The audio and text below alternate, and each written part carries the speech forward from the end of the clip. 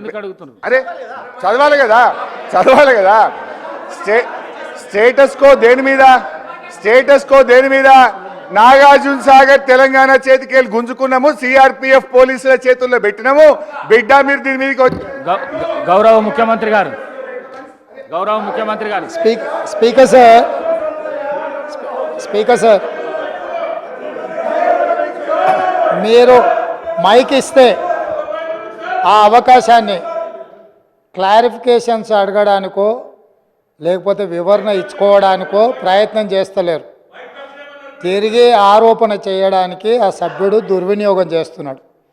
ఈ సభ ద్వారా తెలంగాణ ప్రజలకు ఒక అంశాన్ని స్పష్టంగా నేను ప్లే చేయదలుచుకున్నాను.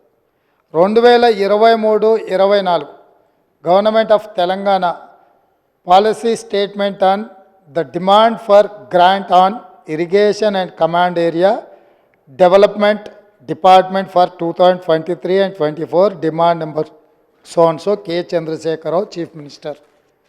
2023-24 బడ్జెట్ ప్రవేశపెట్టినప్పుడు డిమాండ్ ఫర్ గ్రాంట్లో స్పష్టంగా పేజీ నెంబర్ 114లో the state of Telangana has proposed to hand over only the components of the common projects, namely Srisailam and Nagarjuna Sagar in Krishna Basin and Peddavagu Medium Irrigation Project in Godavari Basin.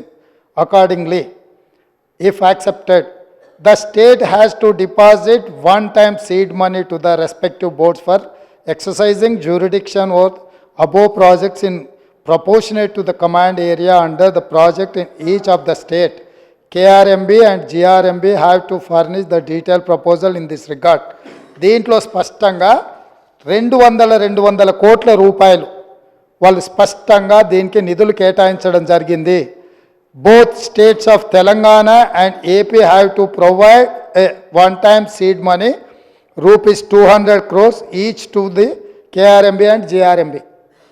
స్పష్టంగా Godavari river management board, కృష్ణానది river management board ఈ ప్రాజెక్టులు అప్పజెప్పిన తర్వాత వాటిని నిర్వహించడానికి 200 కోట్లు కృష్ణానది నిర్వహణ కోసం, 200 కోట్లు గోదావరి నది నిర్వహణ కోసం చంద్రశేఖరరావు గారు ముఖ్యమంత్రిగా, సాగునీటి పారుదల శాఖ మంత్రిగా 2023 బడ్జెట్లో ప్రవేశపెట్టిన డిమాండ్ ఫర్ గ్రాంట్స్. ఇంత స్పష్టంగా అప్పజెప్పడానికే కాకుండా నిధులు కేటాయించి అప్పుడు ఎవరయ్యా ఆర్థిక మంత్రి? వారే.